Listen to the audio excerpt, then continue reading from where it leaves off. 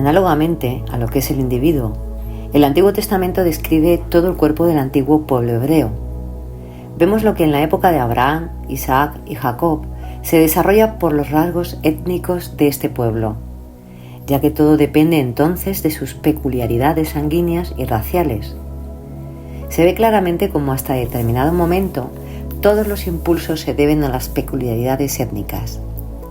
Después llega el tiempo en que dicho pueblo forma su alma, al igual que el individuo de los 20 a los 30 exhibe su ser anímico. Este es el momento en que aparece el profeta Elías, pues él es el alma singular de todo el antiguo pueblo hebreo.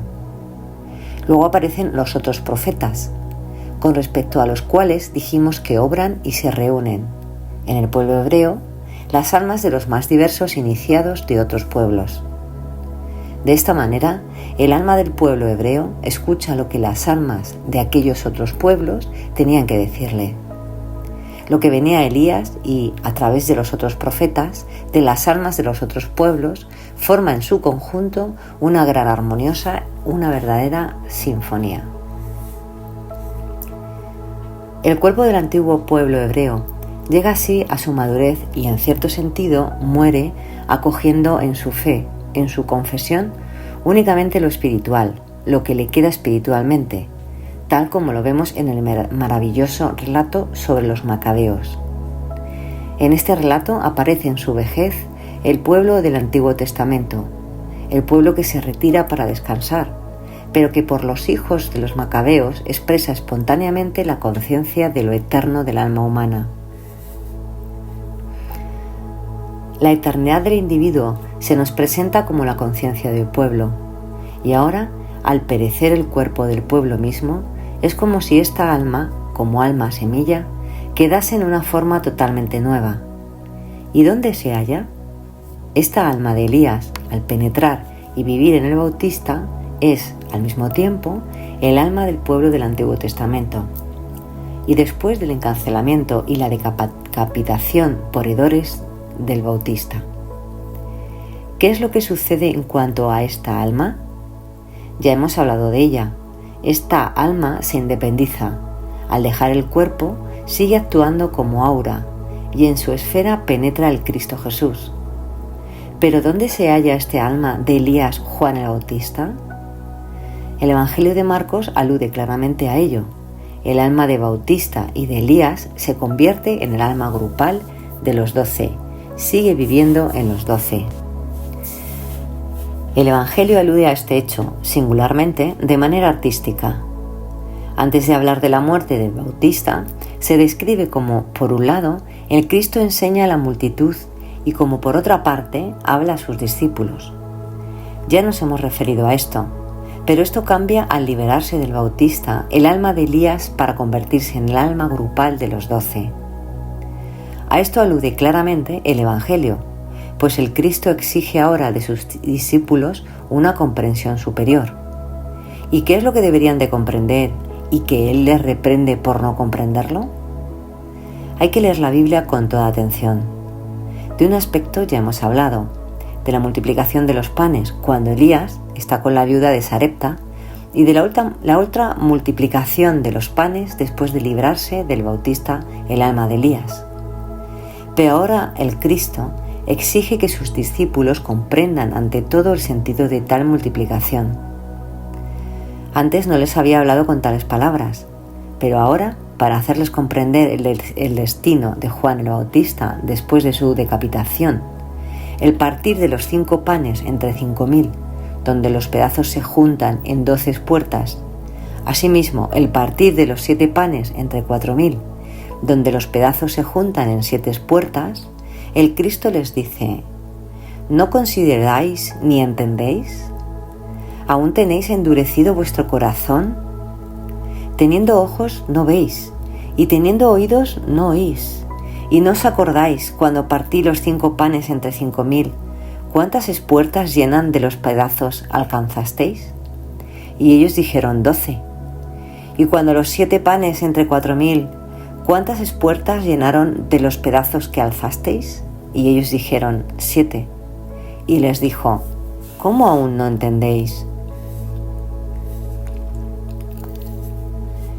Les reprende severamente el que ellos no comprendan el contenido de estas revelaciones, porque él piensa: el espíritu de Elías se ha librado, que vive ahora en vosotros, y vosotros debéis ser dignos de penetrar con vuestra comprensión en su alma para comprender cosas superiores a las que antes comprendíais. Cuando Cristo Jesús hablaba a la multitud, se servía de parábolas, de imágenes, porque en esas gentes todavía se expresaba la resonancia de quienes en sus imaginaciones habían visto lo suprasensible. De modo que la multitud hablaba de la misma manera como había hablado los antiguos clarividentes, pero en forma socrática, es decir, según la razón común. Lo interpretaba a lo que los del pueblo del Antiguo Testamento surgieron como sus discípulos. Para ellos pudo hablarse dirigiéndose a un órgano nuevo, a lo que para la humanidad llegaría a ser lo común, después de extinguirse la antigua clarividencia. Por haberse unido con los 12 del espíritu de Elías, compenetrándolos como alma grupal, como su aura común, ellos llegaron o pudieron, en un sentido superior, llegar a ser clarividentes, iluminados por el espíritu de Elías, Juan, pudieron ver los 12 conjuntamente lo que individualmente no les fue posible alcanzar. ¿Para qué entonces quiso educarlos el Cristo? ¿Qué significa en el fondo el relato de la multiplicación de los panes? Una vez repartiendo 5 panes entre 5.000, lo que sobra llena 12 espuertas. La otra vez repartiendo 7 panes entre 4.000, lo que sobra llena 7 espuertas. A los exegetas, estos capítulos siempre les ha dado que pensar. Actualmente se han puesto de acuerdo y dicen que esas gentes habían llevado pan consigo y al haberse recostado desenvuelven lo que habían traído. Esto lo dicen incluso quienes quieren ser fieles y atenerse al Evangelio, considerándolo de esta manera superficial. Todo se reduce a una añadidura o ceremonia exterior, y no se llega a saber para qué figura en el Evangelio. Naturalmente, tampoco hay que pensar en magia negra, aunque producir de 5 a 7 panes suficiente cantidad de pan sería realmente magia negra. Pero se trata de un hecho verdaderamente singular. Si interpretamos los evangelios, como ya me he referido, este mismo evangelio señala claramente de qué se trata. Y los apóstoles se juntaron con Jesús y le contaron todo lo que habían hecho y lo que habían enseñado. Y él les dijo: venid vosotros aparte al lugar desierto y reposad un poco. Hay que prestar especial atención a estas palabras. Cristo Jesús hace pasar a los apóstoles a un lugar desierto para descansar un poco. Esto quiere decir para que ellos se pongan en el estado que sobreviene a quien se retira a la soledad. ¿Y qué es lo que perciben en este otro estado? Ellos son conducidos a una especie de nueva clarividencia que les es dada porque en ellos penetra el espíritu Elías Juan. Hasta ese momento, Cristo les había interpretado las parábolas. Ahora les procura una nueva clarividencia, y esta les permite ver la evolución de la humanidad en grandiosas imágenes. Ellos ven que los hombres del futuro paulatinamente llegarán a realizar el impulso de Cristo. La doble transformación del pan, los discípulos la percibieron en espíritu. Fue un acto de clarividencia, y como tal tuvo la característica de cualquier acto clarividente. Por falta de costumbre, se puede deslizar rápidamente y por ello los discípulos tardan en comprenderlo. En las conferencias que siguen hemos de ocuparnos cada vez más extensamente de lo que en sentido espiritual nos revela el Evangelio de Marcos, ya que los relatos pasan de lo sensible exterior a la descripción de aspectos clarividentes, y no comprendemos el Evangelio más que concibiendo su contenido desde el punto de vista de la investigación espiritual. Si consideramos lo que sucede después de la decapitación de Juan, y si tenemos presente el impulso de Cristo que obra en el mundo, resulta que para la percepción sensoria exterior, el Cristo mismo aparece, en principio, como personalidad solitaria con poca posibilidad de obrar. Pero a la mirada clarividente de nuestro tiempo se añade el factor tiempo. El Cristo no se reúne únicamente con los que en aquel tiempo estuvieron con él en Palestina, sino también con los que surgirán de todas las generaciones posteriores. todos ellos se reúnen en torno suyo, y lo que Él les puede dar, lo da para miles y miles de seres humanos. De esta manera, los apóstoles perciben el obrar de Cristo, partiendo de entonces y por espacio de milenios, extendiendo espiritualmente el impulso a las perspectivas de todo el porvenir, reuniéndose con Él todos los hombres del futuro. Esto lo perciben los discípulos. Es un proceso en el cual ellos se hallan espiritualmente unidos a Él, de una manera particular. Tengamos pues presente que en adelante el aspecto espiritual se pone de evidencia en los relatos del Evangelio de Marcos, y en las conferencias que siguen veremos cómo se acredita y cómo acrecienta. Por eso, deseo llamar la atención sobre una escena que solo se comprende por la investigación científico-espiritual. Es la escena que sigue casi inmediatamente a lo que acabamos de considerar. Y salió Jesús y sus discípulos por las aldeas de Cesarea de Filipo, y en el camino preguntó a sus discípulos diciéndoles: ¿qué dicen los hombres que soy yo? Ellos respondieron: Juan el Bautista, y otros Elías, y otros alguno de los profetas. Entonces él les dice: ¿y vosotros? ¿Quién decís que soy yo? Respondiendo Pedro le dice: tú eres el Cristo, y les apercibe que no hablasen de él a ninguno. Y comenzó a enseñarles que convenía que el Hijo del Hombre padeciese mucho, y ser reprobado de los ancianos, y de los príncipes de los sacerdotes, y de los escribas, y ser muerto, y resucitar después de 3 días. Y claramente decía esta palabra. Entonces Pedro le tomó y le comenzó a reprender. Y él, volviéndose y mirando a sus discípulos, riñó a Pedro, diciendo: apártate de mí, Satanás, porque no sabes las cosas que son de Dios, sino las cosas que son de los hombres. Problema difícil para la investigación de los evangelios, porque en realidad, si no se interpreta a la luz de la investigación espiritual, no se puede comprender. Cristo pregunta a los discípulos: ¿quién dice los hombres que soy yo? Y ellos responden: algunos dicen Juan el Bautista, si poco antes Juan había sido decapitado. Y Cristo ya había enseñado cuando Juan el Bautista aún vivía.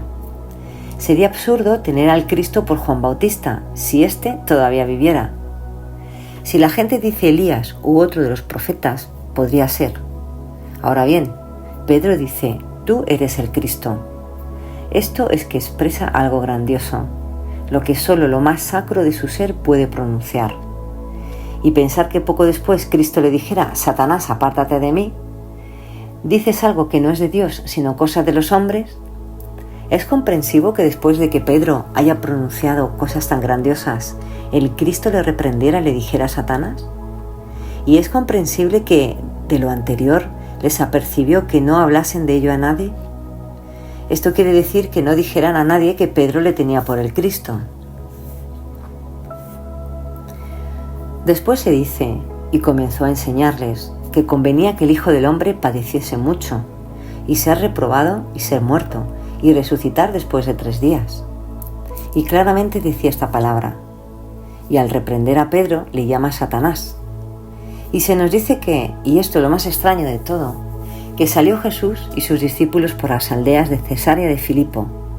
Se describe que ellos le hablan y después nuevamente, y así comenzó a enseñarles. Pero luego se agrega: volviéndose y mirando a sus discípulos, riñó a Pedro: si antes se dijo que él habló y les enseñó, ¿hemos de pensar que todo lo hizo a espaldas de ellos?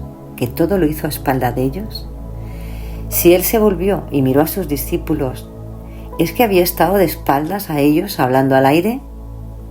En resumen, hay en este solo pasaje gran cantidad de cosas incomprensibles, y es extraño que semejante hecho se acepte sin que realmente se busque una explicación verdadera.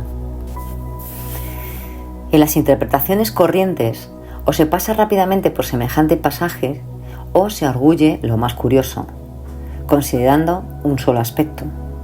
Después de la muerte de Juan Bautista, cuando el alma de Elías Juan se había convertido en el alma grupal de los discípulos, se habla del primer milagro, cuyo sentido comprenderemos cada vez mejor. Luego sigue en el Evangelio un pasaje totalmente incomprensible en que se describe que Cristo Jesús pregunta a sus discípulos: ¿qué cree la gente acerca de lo que ahora sucederá? Creo que es correcto formular la pregunta así, porque la gente ante todo quería saber el porqué de lo que entonces sucedía. A lo que los discípulos responden: la gente piensa que anduviese, si cabe emplear un término trivial, Juan el Bautista o Elías u otro profeta, y esto sería la causa de los hechos que se observan. Y Cristo pregunta: ¿vosotros qué creéis que sería la causa de las cosas que suceden? Y Pedro responde: todo tiene su origen en que tú eres el Cristo. Con ese conocimiento, Pedro se calificó a sí mismo, en el sentido del Evangelio, como el punto en que converge la evolución de la humanidad. Tengamos presente lo que Pedro realmente decía. En los sagrados misterios, los grandes conductores de la humanidad, los iniciados de los tiempos antiguos, fueron conducidos hasta el último acto de iniciación. Ellos llegaron ante el portal de la muerte, se sumergieron en los elementos y, después de haberse encontrado fuera de su cuerpo durante 3 días en los mundos suprasensibles, se convirtieron como iniciados en mensajeros y predicadores de los mundos superiores. Todos los grandes conductores de la humanidad habían llegado a la iniciación de esta manera. Pero ahora sucede que Pedro dice: tú eres el Cristo, esto es, tú eres el conductor que no ha pasado por los misterios, sino que ha venido del cosmos y que ahora es conductor de la humanidad. Por un acto histórico, una sola vez, se dirige al plano terrenal lo que, en otros tiempos y de otra manera, había tenido lugar por la iniciación. Pero el hecho de que Pedro lo dijera fue de inmensa significación. Por ello en ese momento se le debía decir: esto es algo que no debe divulgarse. Es algo de que las más sagradas leyes antiguas imponen que debe quedar en misterio. De los misterios no se debe hablar. El profundo sentido de la ulterior evolución de la humanidad reside en que por el misterio del Gólgota apareció sobre el plano de la historia universal lo que antes solo había tenido en las profundidades de los misterios. Por lo acontecido sobre el Gólgota, el estar durante 3 días en el sepulcro y ser resucitado. Por este misterio histórico tuvo lugar sobre el plano terrenal lo que antes solo había sucedido en la oscuridad de los misterios. Dicho de otro modo, para lo que había sido una ley sagrada, el deber de guardar el secreto del misterio, había llegado el momento de removerlo. La humanidad había instituido la ley de guardar el secreto de los misterios, pero por el misterio del Gólgota estos debieron revelarse abiertamente. Fue una decisión tomada en el alma de Cristo. La suprema decisión histórica universal, al decidirse lo que antes, según una ley humana, debería quedar oculto, debe ahora revelarse ante los ojos del mundo, ante la historia universal. Representemos el instante de un reflexionar histórico del Cristo, un instante histórico universal en el que Cristo llega a decirse: mi mirada abarca toda la evolución de la humanidad. Sus leyes me impiden hablar de la muerte y de la resurrección, del resucitado. Me impiden hablar del sagrado misterio de la iniciación. No, si los dioses me enviaron a la tierra para revelarlo, no he de atenerme a lo que dicen los hombres. Debo guiarme por lo que dicen los dioses. En ese instante se prepara la decisión de revelar el secreto de los misterios. El Cristo debe arrojar de su alma la indecisión que podría sobrevivir por hacer reinar en la evolución las leyes humanas. Vete, indecisión, crece en mí. Decisión de revelar ante toda la humanidad lo que hasta ahora se había conservado dentro de los misterios. Para decidirse y para rechazar lo que podría volverle indeciso, el Cristo dice: vete. Y en ese momento se propone llevar a cabo sobre la tierra lo encomendado por su Dios. En ese pasaje se trata del monólogo más grandioso de la historia universal y de toda la evolución terrestre, el monólogo del Dios sobre la revelación del secreto de los misterios. Y no hemos de extrañarnos de que para el intelecto humano esto no sea muy fácil de comprender, y que debemos profundizar la investigación si queremos ser dignos de comprender este monólogo del Dios por el cual el actuar del Dios sigue su curso.